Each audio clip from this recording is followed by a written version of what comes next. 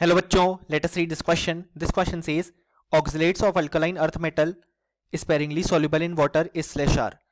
और हमारे ऑप्शन हैं, option A beryllium, option B barium, option C calcium, option D strontium.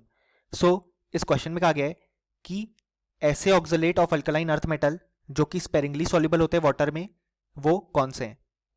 So इस question को सॉल्व करने के लिए जो की कॉन्सेप्ट रिक्वायर्ड है हमारे पास, वो है यहाँ पे solubility of alkaline earth metal oxalates. So यहां पे जो हमारे पास ऑक्सलेट आयन होता है वो होता है C2O4 2 माइनस.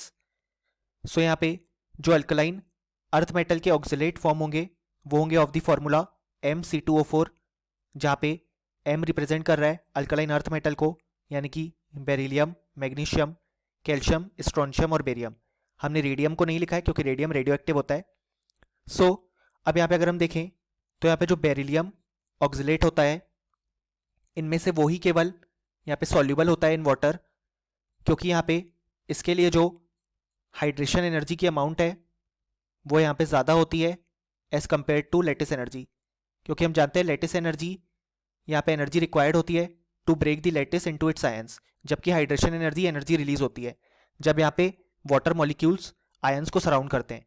तो जिस केस में हाइड्रेशन एनर्जी ज़्यादा होगी, यानी कि उस केस में एनर्जी रिलीज हो रही है, तो प्रोसेस फिजिबल है, तो उस केस में वो सॉल्ट सॉल्युबल होगा. जबकि यहाँ पे मैग्नीशियम, कैल्शियम, स्ट्रोंशियम और बेरियम के जो ऑक्सलेट हैं वो यहाँ पे स्पेरिंगली सॉल्युबल होते हैं इन वाटर, क्योंकि यहाँ पे जो हमारे पास लेटिस एनर्जी की अमाउंट है वो यहाँ पे ज़्यादा होती है as compared to hydration energy.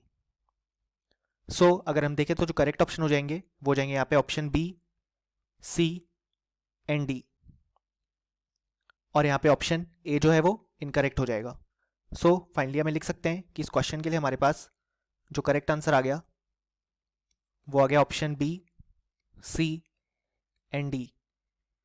Hope you understood it well. Best of luck.